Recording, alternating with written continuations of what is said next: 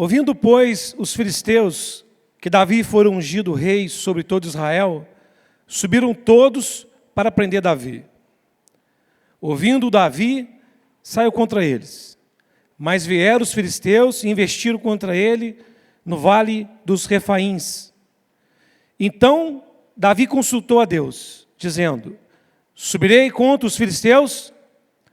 Entregar-me-ás nas mãos? Respondeu-lhe o Senhor: sobe, porque os entregarei nas tuas mãos. Subindo Davi a Baal-Perazim, ali os derrotou, e disse: Deus, por meu intermédio, rompeu as fileiras inimigas diante de mim, como quem rompe as águas. Por isso, chamaram o nome daquele lugar de Baal-Perazim. Ali deixaram seus deuses, e ordenou Davi que se queimassem. Porém, os filisteus tornaram e fizeram uma investida no vale. De novo, Davi consultou a Deus, e este lhe respondeu: não subirás após eles, mas rodeia por detrás deles, e ataca-os por defronte das amoreiras. E há de ser que, ouvindo tu um estrondo de marcha pela copa das amoreiras, então saia a peleja, porque Deus saiu adiante de ti a ferir o exército dos filisteus. Fez Davi como Deus lhe ordenara, e feriu o exército dos filisteus desde Gibeão até Gezer. Assim se espalhou o renome de Davi por todas aquelas terras, pois o Senhor o fez temível a todas aquelas gentes. Oremos. Deus poderoso, nós nos colocamos à Tua presença nessa noite, Pai, e Te agradecemos por estarmos aqui reunidos diante de Ti. Que o Senhor possa agir em nosso meio nessa noite. Por Tua misericórdia e graça, falar conosco mediante a Tua palavra. Que o Senhor possa nos confirmar, Senhor, em nossa fé. Que o Senhor possa abrir os nossos olhos, para que de fato nós possamos crer que o Senhor está em nosso meio, agindo em nós, agindo através de nós.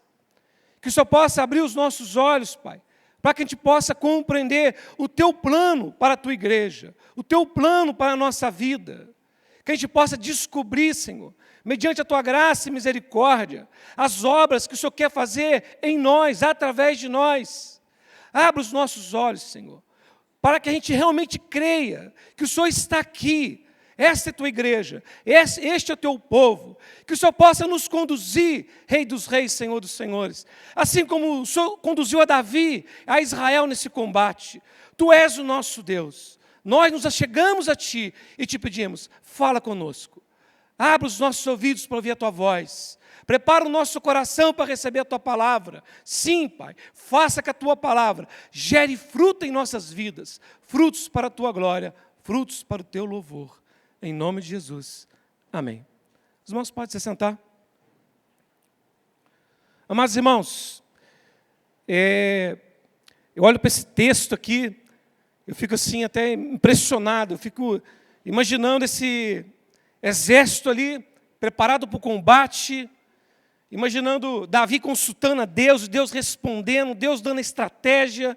Eu fico imaginando esse exército ali abaixadinho, perto das amoreiras, esperando o Senhor passar, e eles irem após o Senhor. Eu fico imaginando esse exército, um exército que não poderia ser vencido, porque o Senhor estava no meio desse povo. Um povo cujo Deus é o Senhor, é um povo que não pode ser vencido, jamais. O texto vai dizer aqui no capítulo 14, logo no início, que Davi é escolhido como rei. Quando os filisteus ficam sabendo disso, eles já vão correndo para poder prender Davi. Os filisteus estavam um pouco confiantes que eles iam conseguir prender Davi, porque já haviam vencido Saul de maneira espetacular, haviam humilhado o exército de Israel, haviam cortado a cabeça de Saul, levado lá para o seu templo. Então eles estavam confiantes. Eles foram até Davi para poder derrubar aquele rei que Deus escolheu. Então eles foram correndo lá para derrubar Davi. Davi, quando fica sabendo que eles estão vindo, Davi faz o quê? Davi consulta o Senhor. No livro de Samuel vai dizer que ele desceu à fortaleza, desceu para orar, desceu para consultar a Deus. O exército dos filisteus certamente era maior, mas Davi não estava preocupado com isso. O que Davi estava pensando? Se Deus estiver conosco, não importa se o exército deles é maior ou menor. Se Deus estiver conosco, certamente venceremos. E quando Deus diz para Davi, pode ir, que eu sou contigo. A gente vê o resultado. Uma derrota espetacular. Porque é um Deus que está no meio do seu povo, um Deus que está lutando com o seu povo. É um Deus presente. Um Deus que caminha com a sua igreja, um Deus que tem um plano. O pastor falou sobre esse plano hoje, na escola bíblica. Um plano que começa na eternidade. Um Deus que está guiando a história. E nós aqui, irmãos, estamos em algum momento dessa história que Deus está guiando. Nós somos o povo de Deus. E um Deus que não muda, um Deus que sempre está com o seu povo. E fica a pergunta, você crê que Deus está em nosso meio? Você crê que Deus é um Deus presente? Um Deus que ouve, um Deus que sabe, um Deus que, se a gente se chegar a Ele, Ele nos ouve, Ele age. Um Deus que ouve todas as orações. E atende a oração que você faz, melhor ainda do que você pediu. Você crê, irmão, nesse Deus presente? Ou você já caiu na mentira aí do deísmo, de um Deus que criou, mas deixou a criação por si? Ou você crê num Deus que guia a história, um Deus que sabe o que está fazendo? Você crê que você é povo desse Deus? Você tem essa confiança? É uma pergunta importante, irmãos. Você tem convicção que você é povo de Deus? Você é cristão, você tem essa convicção? Eu pertenço a Deus mesmo, eu sou povo de Deus. Você tem essa convicção? Que você é povo de Deus, e que o Senhor está aqui, e que isso aqui é a obra dEle? Essa igreja visível é uma parte dessa igreja invisível? Você crê nisso? Tem que crer nisso. Porque se você crê nisso, faz toda a diferença. O livro de Crônicas. O livro de Crônicas, ele foi escrito quando o povo de Israel estava saindo da Babilônia. Ali, entre o decreto de Ciro para construir o templo e quando eles estavam levantando os muros. Foi nesse meio termo que o livro de Crônicas foi escrito. E quem escreveu o livro de Crônicas foi intencional. É um historiador, mas é teólogo. O que acontece? A nação saiu da Babilônia bem desanimada. Eles não estavam crendo que eles eram povo de Deus. Eles não estavam crendo que Deus estava no meio deles. Eles não estavam crendo que eles eram o povo eleito. Eles não estavam crendo que Deus tinha um plano com eles. Eles estavam desanimados, desmotivados. Afinal de contas, estavam vindo de um cativeiro de 70 anos. Desmotivados, frios espiritualmente, sem convicção que eram um povo de Deus, desanimados. Não estavam se dedicando às coisas espirituais. Não se sentiam como o povo da adoração, o povo do Senhor. O povo que tem o objetivo principal da sua vida, como o pastor falou aqui hoje. Adorar o Senhor, ter prazer no Senhor, glorificar o Senhor. Eles não sentiam isso, estavam desanimados. O autor de Crônicas é anônimo, a gente não sabe. Mas tem-se que Esdras deve ser esse autor. E ele escreve justamente para motivar esses irmãos. Animar esses irmãos. Trazer esses irmãos de volta para a sua fé, para que eles creiam que eles são descendentes de Davi, das promessas de Deus para os pais. Então ele escreve para isso, para motivar esses irmãos, para que eles creiam que eles são povo de Deus. Então o que o autor de Crônicas vai fazer? Ele vai pegar um apanhado histórico, ele vai selecionar eventos, ele vai selecionar textos, ele vai ser seletivo. Ele está querendo provar um ponto, querendo provar que eles são o povo de Deus. São descendentes de Davi, da dinastia de Davi. Uma vez que ele consegue convencer esses irmãos que eles são o povo de Deus, depois da doutrina vem a consequência da doutrina, né? É como o apóstolo Paulo faz isso muitas vezes. Primeiro ele prova que você é filho de Deus, depois ele fala, agora viva como filho de Deus. É a consequência da doutrina. Ela sempre vai se desenrolar na prática, né? Então primeiro ele está convencendo eles que eles são o povo de Deus. Depois que ele convence, com todos os textos, ele vai comprovando. A genealogia começa lá em Gênesis, ele vem provando ponto por ponto, evento por evento. Depois que ele prova que eles são o povo de Deus, ele vai dizer, então, gente, vivam como povo de Deus. A vida de vocês deve estar centrada no templo, na adoração, na lei do Senhor, nas promessas do Senhor. Vocês não estão aqui nessa terra para fazer sua própria vontade. Estamos aqui para servir o nosso Deus, a quem pertencemos. Somos representantes de Deus nessa terra. O pastor falou sobre isso hoje, espelhar a glória de Deus nessa terra. Somos nós, o povo de Deus. O objetivo principal da nossa vida é glorificar a Deus. É isso que ele está falando.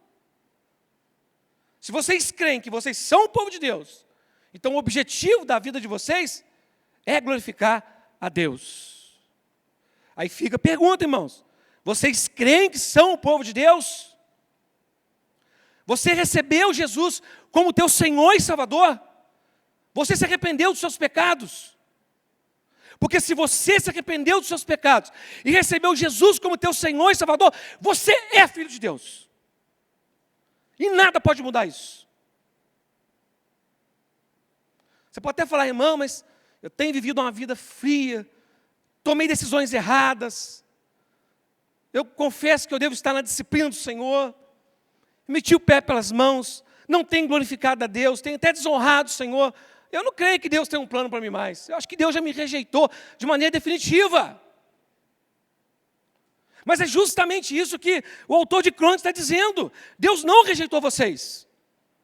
Babilônia não é uma prova que Deus rejeitou seu povo. Babilônia é uma prova que Deus corrige um povo que ama. A libertação foi de maneira milagrosa, o decreto foi de maneira milagrosa. Vocês são um remanescente, Deus corrige quem ama. É uma mentira de Satanás, que quando nós estamos fracos, frios, Deus nos ama menos. Não é assim. Olha o que diz a palavra em 1 João, capítulo 2, verso 1. Filhinhos meus, essas coisas vos escrevo para que não pequeis. Não peque, porque o pecado vai trazer sofrimento, está dizendo. Mas se todavia alguém pecar, deixamos de ser filho de Deus? Não. Temos advogado junto ao Pai, Jesus Cristo o justo. Ele é propiciação pelos nossos pecados, e não somente pelos nossos próprios pecados, mas pelos do mundo inteiro. Não peque. O autor de Crônicas está dizendo para eles, não vão começar a querer viver errado, igual o povo antes da Babilônia. Nós somos o povo de Deus, representantes do Senhor nessa terra. Somos o povo da adoração, somos adoradores. O eixo central da nossa vida é adorar a Deus com todas as nossas forças. É nisso que devemos nos preocupar, é nisso que devemos gastar o nosso tempo, conhecer o Senhor, tornar conhecido o seu nome, trabalhar pelo seu reino. Não peque, não saia desse propósito de Deus. Mas se você sair, se arrependa, irmão, e volte. E volte hoje. E Deus te perdoa agora. Olha o que diz Apocalipse, capítulo 2, no verso 4. Tendo, porém, contra ti que abandonaste o teu primeiro amor. Lembra-te, pois, onde caíste. Arrependa-te, volta à prática das primeiras obras. Senão venho contra ti e moverei o lugar do teu candeeiro. Se arrependa, irmãos. Lembra aonde foi a tua falha, o teu erro. Se arrependa e volte. E volte agora. E comece agora.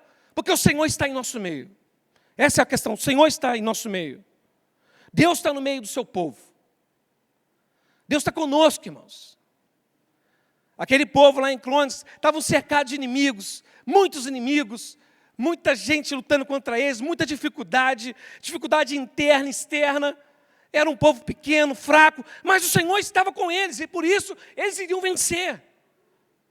O Senhor está conosco. Independente como está o mundo, nós vamos prevalecer. A igreja permanece de pé e avança vitoriosa. Século após século. A igreja não pode ser vencida, jamais. Deus está em nosso meio. Você crê, irmão, que Deus está em nosso meio? Ou você acha que Deus é um Deus distante? Até que ponto você acha que Deus, Ele age na sua vida, interfere na sua vida? Até que ponto Ele está interessado na sua vida? Em quais áreas Ele está interessado na sua vida? Eu digo que toda ela. Todas as áreas. De relacionamentos, trabalho. Deus, Ele está preocupado com tudo. Ele quer santificar isso tudo aí.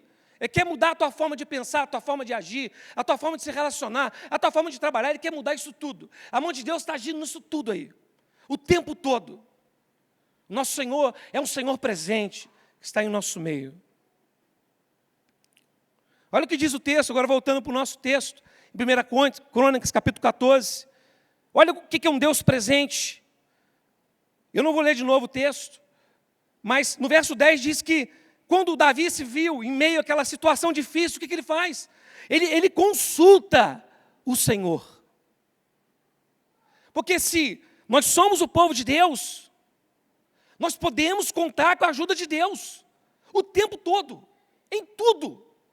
Não precisamos enfrentar nada sozinho. Nada, não precisamos enfrentar nada sozinhos, irmãos. Não precisamos enfrentar nenhum dia de trabalho sozinho, nenhum dia de escola sozinho, nenhuma dor sozinho. O Senhor está conosco em tudo. Se somos o povo de Deus e nós estamos comprometidos em travar as lutas de Deus, comprometidos em nos envolver com o reino de Deus, o Senhor está conosco. Quando? Sempre. Em quê? Em tudo. Um Deus que nos ouve. Talvez Davi podia estar até preocupado aqui. Porque no capítulo anterior, ele quis levar a arca do Senhor sem consultar o Senhor. E por isso foi punido. Mas agora ele consulta o Senhor. Ele faz diferente. Havia uma batalha. Ele podia atacar de diversas maneiras. Ou não atacar, mas ele busca o Senhor. Ele sabe que o Senhor está próximo. Irmãos, se Deus está em nosso meio e Ele ouve nossas orações, é o Deus Todo-Poderoso. Ele pode prever tudo. Ele sabe tudo que vai acontecer no teu dia de amanhã. E você não quer auxílio para você acertar no dia de amanhã? Ele pode desviar seus pés de muitas armadilhas. Ele pode te conduzir a acertos que você nunca acertaria sozinho. É por isso que é uma guerra do diabo, da carne, do mundo, para a gente não orar, irmãos. Porque quando nós submetemos a nossa vida a Deus em oração, tudo muda. Nós podemos consultar esse Deus, Ele está conosco, podemos contar com Ele. Em Romanos 8, 26 diz, também o Espírito, semelhantemente, nos assiste em nossa fraqueza, porque não sabemos orar como convém, mas o Espírito intercede por nós sobremaneira com gemidos inexprimíveis. E aquele que sonda os corações sabe qual é a mente do Espírito, porque segundo a vontade de Deus é quem intercede pelos santos. Olha o que diz agora, sabemos que todas as coisas cooperam para o bem daqueles que amam a Deus, daqueles que são chamados segundo o seu propósito. Todas as coisas. Qual que é o nível de interferência de Deus? É todas as coisas. Tudo. Ele vai usar tudo ao nosso redor, todas as circunstâncias, tudo, as pessoas, é tudo. Ele vai usar tudo para cumprir o propósito dele em nossa vida. Tudo. A soberania de Deus é muito maior do que a gente imagina. Tudo. E se você começar a orar e ter esse desejo de glorificar a Deus, você vai começar a ver a mão de Deus usando todas essas coisas. Porque Ele já está usando. Só que a gente não vê. Ele frustra alguns planos teus aqui, faz algumas coisas dar certo ali, sempre te conduzindo nesse objetivo dele. Se você começa a orar, a querer, Senhor, me mostra o caminho que o Senhor quer que eu ande, me ajuda a tomar decisões que te glorificam. Começa a orar para você ver, Ele vai começar a te mostrar. Vai começar a te dar estratégia. Nós precisamos, irmãos, como diz Tiago no capítulo 5, nós precisamos de sabedoria para viver a vida aqui nesse mundo aqui. Nós precisamos, irmão. Precisamos de sabedoria para tomar decisões certas. Precisamos de sabedoria para lidar com todas as circunstâncias na nossa família, no nosso trabalho. O tempo todo se levantam dilemas, possibilidades de conflitos. Aqui no meu trabalho eu vejo, sempre levantando possibilidades de conflitos. Às vezes, o jeito que você fala pode te comprometer ali. Às vezes é necessário paciência, às vezes é necessário falar, às vezes é necessário calar. Nós precisamos de sabedoria. Até para lidar com as coisas que acontecem dentro da nossa casa, com esposa, marido, filho. Precisamos de sabedoria para tudo, para tomar a decisão mais acertada, aquela que mais glorifica a Deus, que vai ser também a melhor para nós. Decisões financeiras, decisões com filhos. Nós precisamos de sabedoria para acertar. E nós podemos contar com uma sabedoria gloriosa, eterna, sabedoria de Deus, que não erra, nem acerta pelo meio. mas acerta completamente, de maneira perfeita. Nós podemos contar com essa sabedoria. Por que não usá-la? Se estamos lutando a luta do Senhor, se o nosso desejo é glorificar a Deus, temos Deus lutando ao nosso lado, conosco, na mesma direção. Outra coisa que aprendemos com Davi é que se estamos lutando as lutas do Senhor, temos que lutar do jeito do Senhor. Se é do Senhor, se é as lutas do Senhor, se é a igreja do Senhor, se é nossa vida do Senhor, logo, as coisas têm que ser feitas do jeito do Senhor. Boa vontade no reino de Deus somente não adianta. Só boa vontade aqui não adianta. Eu venho de igrejas que havia muita boa vontade, pouco entendimento. As coisas eram feitas com boa vontade, com dedicação, com esforço, mas não é do jeito do Senhor. Davi, aqui no capítulo 13, depois vocês podem ler, ele estava cheio de boa vontade. Ele queria trazer a presença do Senhor, a arca do Senhor para o meio do povo. Olha a intenção desse rei. A arca havia sido perdida há muito tempo. Mas Saul em nenhum momento se preocupou em buscar a arca. Mas Davi não podia aceitar isso. A arca do Senhor está longe do povo do Senhor. Ele queria trazer a presença do Senhor. Ele estava preocupado com isso. E o capítulo 3 diz que ele consultou os capitães e foram buscar a arca do Senhor. Quando ele deveria ter consultado o Senhor, para saber como se deveria levar a arca. Então ele trouxe a arca de maneira errada. E aí, numa hora que o carro lá, o carro de boi, esse é o carro de boi, né? Bateu com a roda no buraco, a arca ia cair, Uzá botou a mão na arca, e Deus cirou e fulminou Uzá, naquele mesmo lugar. A ira de Deus ali vem contra o povo de Deus, porque estavam fazendo as coisas do seu próprio jeito. Boa vontade, irmãos. Até eu fico assim, nossa, acho que o Senhor exagerou, né? A arca ia cair no chão, gente.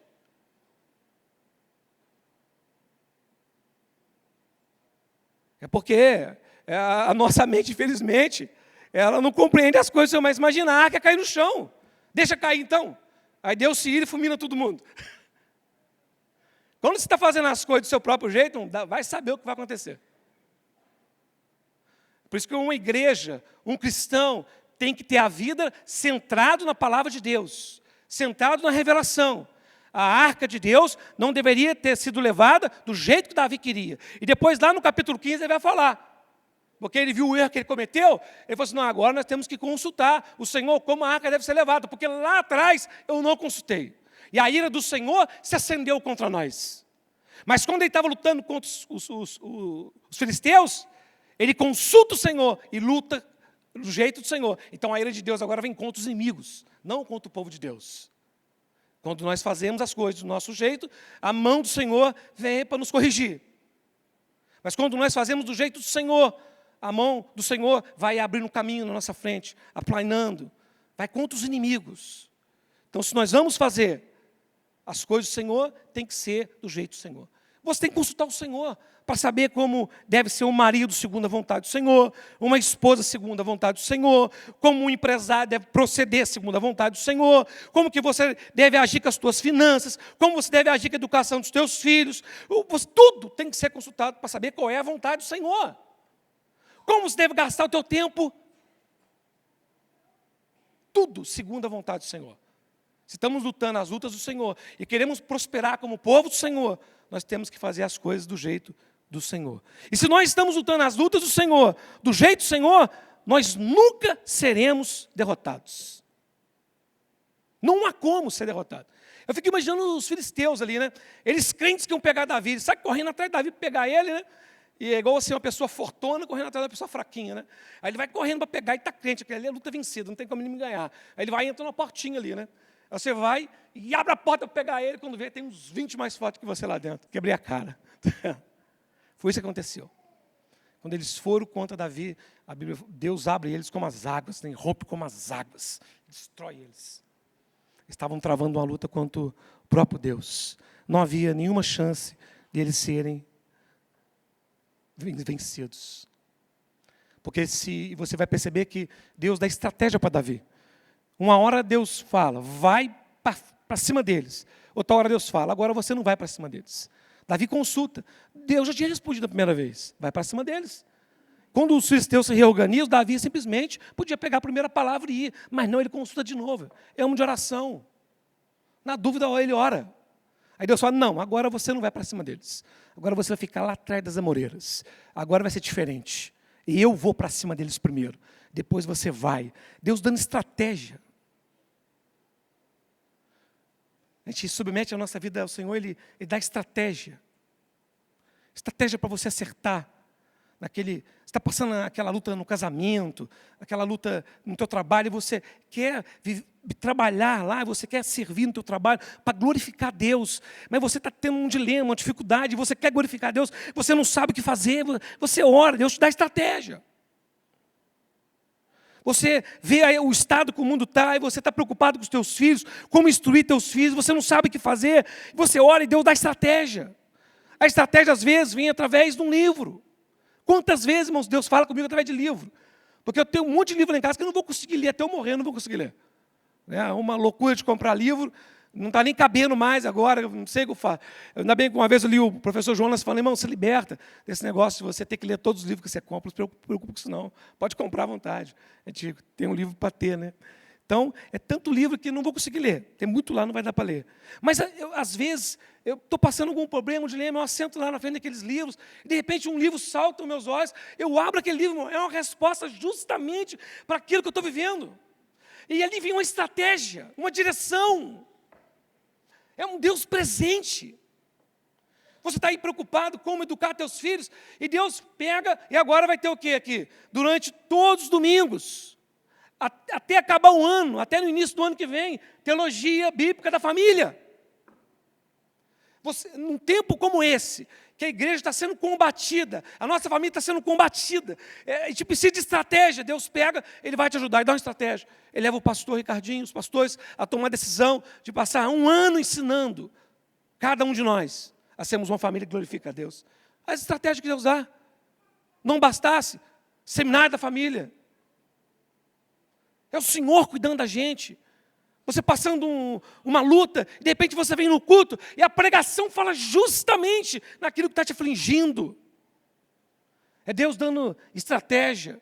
Você vai ler a Bíblia, e a palavra de Deus fala contigo justamente naquilo que você precisava ouvir. Sabe por quê? Porque Deus é um Deus presente, pessoal, que se importa, que te ama, tanto que enviou seu filho para morrer por você. Ele te ama. Ele está tão determinado a trabalhar na tua vida, a te salvar, a te resgatar, que Ele enviou o próprio Filho para morrer por você. É nesse nível que Ele te ama e que Ele se importa. Algo valioso a gente não deixa largado de qualquer jeito. Nenhuma mulher que tem um brinco valioso vai pegar e largar esse brinco jogado. Ela guarda com cuidado. E o que é o valor? É o que você está disposto a pagar por aquilo. Medimos o valor pelo que nós estamos dispostos a pagar. Pode ser que algo é valioso para você, mas não é para mim. O pastor pode ter aquela Bíblia e falar assim, essa Bíblia eu não vendo ela por 1 milhão. Fala, pastor, daria no máximo 150. Para mim ela vale isso, mas para ele vale 1 milhão. Como eu sei o valor que eu tenho para Deus? É o que Ele pagou por mim. Ele enviou um filho para morrer por mim. Esse é o valor que nós temos para Deus, irmão. Ele se importa. Então Ele não vai deixar você largado, jogado, 1 segundo sequer. Então, Ele vai dar estratégia para você ser um jovem segundo a vontade do Senhor. Estratégia para você brilhar naquele colégio ímpio, em trevas. Ele vai te dar estratégia para você ter um evangelismo eficaz. Você fala, eu quero evangelizar aquele irmão lá no meu trabalho, aquele rapaz lá, mas eu não sei o que fazer. E você ora ao Senhor, Senhor, me ajuda, me dê estratégia. Às vezes você vai ter que ficar calado, não é para falar, é só para ouvir. Outras vezes é para falar, outras vezes é para confrontar. Como saber o que fazer, quando fazer? Estratégia. Começa a orar para você ver se as portas não se abrem. Apóstolo Paulo precisava de ajuda, ele orava, Senhor, e pedia para a igreja orar, igreja, ora por mim, para que Deus abra a porta do Evangelho para mim, estratégia, ele abre. E quando abrir, me dê a palavra estratégica, a palavra certa para eu falar. Estratégia. Para resolver conflitos, às vezes é para falar, mas às vezes é para ficar calado. Às vezes é só para ouvir. Às vezes é para ter paciência, mas às vezes é para confrontar. Às vezes precisamos de ousadia, às vezes precisamos de paciência. Estratégia. Nós não temos poder para saber como agir sempre. Não sabemos o que está acontecendo com a pessoa, o que passa dentro dela. Mas às vezes você vai falar com a pessoa e Deus coloca nos teus lábios justamente a palavra que se encaixa com aquilo que está passando dentro da mente dela. E ela entende tudo de repente assim. Ó. Então, o povo que está lutando as lutas de Deus, buscando glorificar a Deus, ele pode buscar em Deus estratégia, direção.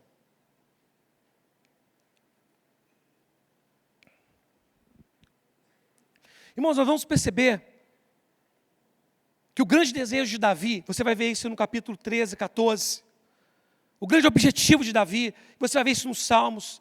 Davi, o coração dele era desejoso de trazer a presença de Deus no meio do povo. A vida de Davi era centrada no templo, na adoração.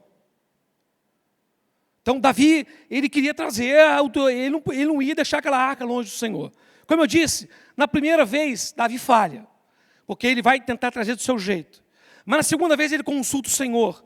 Ele entende que é os levitas, os sacerdotes, que têm que trazer essa arca. A arca tem que ser trazida do jeito do Senhor, com os sacrifícios certos, com o sacrifício de sangue. É assim que se traz a arca.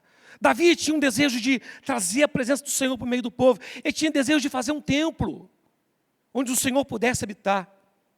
E Deus fala para Davi que ele não ia fazer esse templo, porque as mãos dele eram sujas de sangue. E o verdadeiro templo que Deus habita, nem mesmo Salomão fez. Porque o templo que Salomão fez foi destruído. O templo que foi feito depois do Egito também foi destruído. O descendente de Davi é que fez esse templo, mas não foi nenhum de seus filhos. Foi o próprio Cristo. Ele é o rei que Deus escolheu. Assim como Deus estabelece Davi como rei, e os inimigos se voltam para derrubar esse rei, e não conseguem, porque Davi foi um rei que Deus escolheu. Jesus é um rei que Deus escolheu. E os inimigos da igreja, os inimigos de Cristo, tentam de tudo derrubar esse rei, e não podem. Porque esse é o rei que de maneira eficaz, ele vai trazer de novo a presença do Senhor por meio do seu povo. A presença perdida. O terrível efeito da queda. Fomos criados para adorar o Senhor, mas o pecado nos tirou de lá e nós caímos de lá. Mas Cristo é o rei enviado, que vem para nos levar de volta para o lugar de adoração. E Ele faz isso através do seu sangue, através da sua morte, através do seu sacrifício. Ele sim, nos leva de novo para a presença do Senhor. Ele sim, vai construir um templo, onde o Senhor habita, e nós somos esse templo. Como o apóstolo Pedro vai dizer. Nós somos esse templo. Nós que cremos em Cristo, somos esse templo que o Espírito habita. É nós que somos esse templo. Jesus é aquele que trouxe de novo a presença do Senhor por meio do povo. E se você quer viver uma vida que faça sentido, uma vida que você chegue no final, como o pastor disse hoje aqui de manhã, ele falou, pense na sua vida. Você quer chegar no final da tua vida, você quer se alegrar pela maneira que você viveu. Irmão, trabalhe, lute, busque a presença do Senhor, trabalhe pelo reino de Deus. Busque, trabalhe pelo reino, trabalhe por este templo. Trabalhe pela igreja. Pregue o evangelho. Por que devemos pregar? Como diz Piper, pregamos para que tenha adoração. O evangelismo existe para isso, para que haja adoração, para que as pessoas conheçam a Cristo e através de Cristo se tornem adoradores. Tenham comunhão com Deus. Venham fazer parte desse templo. Uma vida gasta de maneira eficaz, de maneira eficiente, é uma vida que se dedica às coisas do Senhor. Que tem esse desejo, essa preocupação, aonde você está agora, no que você está vivendo. Deus tem uma obra, Deus tem um trabalho específico. É no teu trabalho, onde você trabalha, eu tenho certeza que tem muitas pessoas que não conhecem a Cristo. Ou tem pessoas que estão em falsas igrejas, ou tem crentes que estão sofrendo, estão errando. Eles estão orando a Deus para Deus dar estratégia para eles. Eles não estão satisfeitos com a vida espiritual e falam, Senhor, me dá uma estratégia para mim te conhecer melhor. E de repente a estratégia de Deus vai ser usar a sua vida para poder levar o evangelho para ele, mostrar os equívocos, os erros, o pensamento errado, assim como o cronista fez com esse povo aqui. vocês estão errados. Se vocês creem nas promessas, se vocês permanecem fiéis ao Senhor, se vocês creem no Evangelho, vocês são filhos de Deus. Então nós podemos ser usados por Deus, irmãos, para edificar a vida de outros irmãos. Trabalhe pelo reino, irmão. Olhe para dentro de você e veja o que Deus está falando contigo, como Ele quer te usar. Comece a orar nesse sentido. É a primeira preocupação sua. Se você quer chegar no final da vida e se alegrar com a maneira que você viveu, comece a orar isso agora. Eu servi ao Senhor, como o pastor disse aqui, eu servi ao Senhor da melhor maneira possível, que eu pude. Não de maneira perfeita, mas me dediquei a isso. Se dedica a isso agora, a partir de hoje. Faça isso, irmão. Nós somos chamados para essa posição sublime, gloriosa. Ser o povo de Deus, templo onde o Espírito Santo habita. O Espírito Santo está aqui, em nosso meio. Jesus está aqui conosco. Nós somos o povo dele. Vamos ter o privilégio de representar Jesus nesse mundo caído. Brilhar, refletir a beleza e a santidade dele. Todos nós podemos fazer isso. Independente do teu estado, o quanto você errou, o quanto você falhou, independente disso. Se arrependa. O Senhor não vai ficar jogando na sua cara, não. Ele quer construir em você essa imagem de Cristo. Ele te trouxe aqui porque quer trabalhar em você, porque te ama. Creia nisso, larga de insegurança. Ser amado e pronto. Nada pode mudar isso. E agora, em gratidão, por amor a esse Deus que nos ama, vamos servi-lo. Vamos ter como prioridade na nossa vida a prioridade que havia na vida de Davi. Eu vou finalizar, irmãos, com algo que eu ouvi de um pregador, e eu não ia falar esse texto, mas ontem a minha cunhada estava lá em casa e ela citou justamente esse texto aqui, aí eu entendi que era para mim falar esse texto. Ele falava que, ele leu o texto de Lucas, capítulo 21, os irmãos podem abrir esse texto. Lucas capítulo 21, verso 25. Ele faz uma comparação com esse momento onde o Israel está ali naquelas amoreiras esperando um sinal que Deus disse que daria. Ele faz uma comparação com esse texto de Lucas capítulo 21, 25.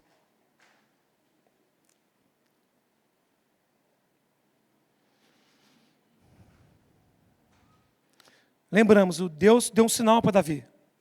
Vocês vão ficar lá esperando, perto das amoreiras. Quando vocês viram o estrondo, o sinal, saiba que eu estou indo na frente para destruir os inimigos da igreja. Olha o que diz aqui em Lucas 21, 25. Haverá sinais no sol, na lua e nas estrelas, sobre a terra, angústia entre as nações e perplexidade, por causa do bramido do mar e das ondas. Haverá homens que vão desmaiar de terror e pela expectativa das coisas que sobrevirão ao mundo, pois os poderes do céu serão abalados. Então se verá o Filho do Homem vindo numa nuvem, com poder e grande glória. Ora, ao começarem essas coisas suceder, exultai e erguei a vossa cabeça, porque a vossa redenção se aproxima. Quando Israel ouviu aquele estrondo, aquele sinal, eles sabiam que o Senhor estava vindo. Eles se levantaram, ergueram a cabeça e com alegria avançaram. E esse texto diz que quando acontecer esses sinais, o mundo vai entrar em desespero, em terror. Mas aqueles que esperam no Senhor saberão o que vai acontecer. Ele diz, quando começar essas coisas a suceder, exultai, erguei a vossa cabeça. É o sinal que o Senhor falou. Os inimigos da igreja serão destruídos. Irmãos, certifique-se que você está do lado certo. Que você é o povo de Deus, lutando junto com o povo de Deus. Certifique-se, irmão. Porque se você está com o povo de Deus, nós venceremos. Herdaremos a vida eterna. E nada pode mudar isso. Mas se você não está com o povo de Deus, você será destruído, junto com todos os inimigos do povo de Deus. Amém? Oremos. Deus poderoso, obrigado por essa noite junto com os meus irmãos. Nós te agradecemos porque o Senhor nos ama, Pai. Está em nosso meio. E de maneira paciente e longânima, o Senhor nos busca, nos traz de volta. O Senhor nos levanta quando caímos. O Senhor nos traz para o caminho quando nos desviamos. Porque o Senhor nos ama. Porque o Senhor nos elegeu. Por isso não vamos nos perder. Não confiamos na nossa força, nem na nossa capacidade, mas nós fazemos menção do Teu nome. Confiamos em Ti. Confiamos na Tua intervenção. Confiamos que o Senhor está aqui. E tudo te pertence. Obrigado por essa noite. E pelos meus irmãos que estão aqui. E que eles possam sair e voltar para suas casas, confiantes que são o povo de Deus. E que eles possam sair e voltar para suas casas, ir no seu quarto, se ajoelhar e orarem, confiantes que o Senhor está ouvindo. E não só está ouvindo, mas vai fazer algo quanto à oração. Às vezes muito melhor do que nós pedimos, muito além do que nós imaginamos. Que os meus irmãos, eles sejam cheios desse vigor, dessa coragem, dessa ousadia, e que eles entrem na Tua presença com ousadia, confiando no sangue da aliança. Ó Deus, que só encha a minha mente, dos meus irmãos, de um desejo de Te agradar, de um desejo de acertar, de buscar a Tua face, nos enche de ousadia, nos usa para cumprir os Teus santos propósitos. Obrigado por essa noite. Obrigado, Senhor. Nós Te louvamos por esta igreja.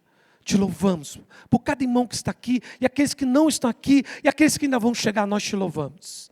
Obrigado, Pai Celeste. Em nome de Jesus.